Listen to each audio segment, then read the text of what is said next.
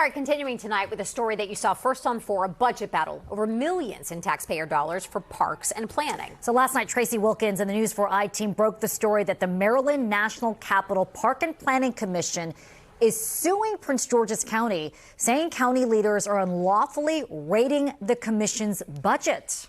And Tracee joins us now with the very latest on this. Hey, Tracee. Hey, we now have a certified copy of this lawsuit, and I can tell you that it is explaining a lot of what we first reported to you last night at 11. It is a request for a restraining order, with the commission asking the courts to block Prince George's County from implementing a budget that would transfer $39.3 million from the commission to the county's coffers and strip tens of millions of dollars more from the commission's work. Today, Prince George's County officials vowed to fight the lawsuit.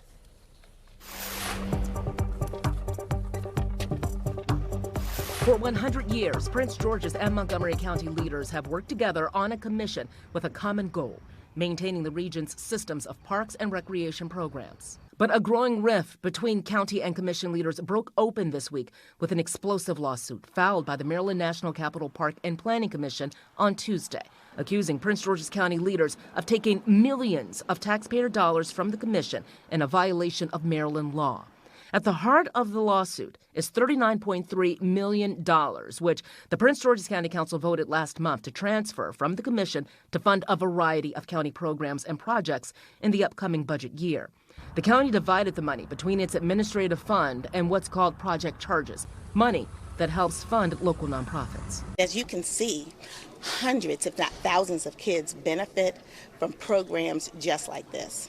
So these are really important uses of our county funds that go directly to those who need it. On Wednesday, Prince George's County Executive Aisha Braveboy distanced herself from the budget battle, saying, "Whatever the council has done, if it is lawful, the county attorney's office will defend it." The Planning Commission is funded by a special tax that both Prince George's County and Montgomery County homeowners pay, with state law directing those dollars toward park and recreation programming. In its lawsuit, the commission argues that the county's transfer violates Maryland land use laws that govern how the funds can be used and constitutes an unlawful taxation on Prince George's County residents. On Wednesday, District 8 County Council member Ed Burrows pushed back on that claim. There is no money that park and planning has, generally speaking, that does not come from a Prince George's County taxpayer. So it's all the county's money.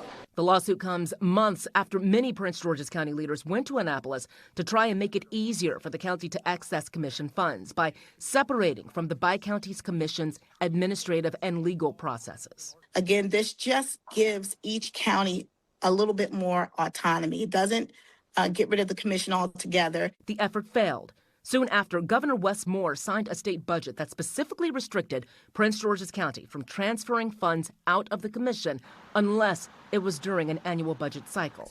And it was during the annual budget hearings the council approved that $39.3 million transfer now in question. That money was expected to be transferred by July 1st, but now is an issue before the courts. On Tuesday, the commission issued a press release about these transfers, saying in addition to that $39.3 million transfer, the approved 2027 budget would gut the commission by tens of millions of dollars, saying that would threaten many of its programs, staffing, and even its AAA bond rating. Today, when we asked about the lawsuit, they said while we made good faith efforts to try and resolve this collaboratively, we need the courts to intervene and protect the public trust and ensure these resources are used as intended. The county maintains its plans to fight this lawsuit, saying it strongly disagrees with the commission's interpretation of the law. So a lot of back and forth here, as you can hear. Yeah, Ed Burrows said all the money is the county's money. Yeah, the commission has something to say about that. I'm sure it does. Tracee, how unusual is this kind of legal battle? Well, it's not completely unprecedented, but it's been some while. Even in this legal filing, the commission referenced a 1973 court case in which two parties battled over this and whether the county could take control of some of the commission's functions. In that case, they say the county failed, but we'll see what happens now. My colleague Darcy Spencer has been working this story with me all day, finding out how this is going to impact the pending budget that Prince George's County would like to pass. And Darcy joins us live from the field. Hey, Darcy.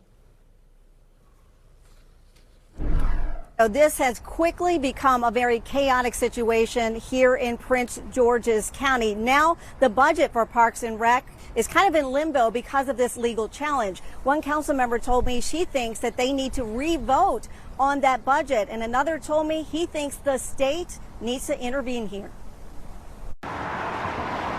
Maryland National Capital Park and Planning accusing the Prince George's County Council of unlawfully raiding its budget of $39 million and using that money for pet projects. Councilmember Ed Burrows, speaking at a summer jobs event for local teens, defended the council's actions, saying using the money for programs like this, reaching youth directly. And he continued to criticize the money the commission spent on the Park and Planning headquarters building in Largo. It's a large entity that Prince George's County taxpayers gives hundreds of millions of dollars to every single year.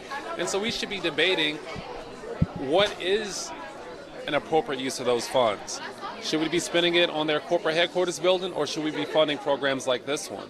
In a statement, Park and Planning said the cuts and a $39 million transfer from Park and Planning to fund county programs and initiatives through nonprofits would jeopardize jobs and programs and its AAA bond rating. The commission pointed out that the budget the county passed in May contained clerical, mathematical, and other errors, which were apparently corrected through a resolution on Tuesday.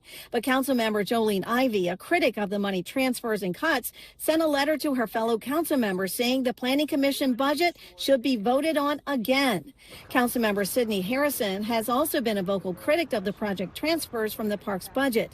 He agreed there may need to be another vote and that the state legislature may need to intervene.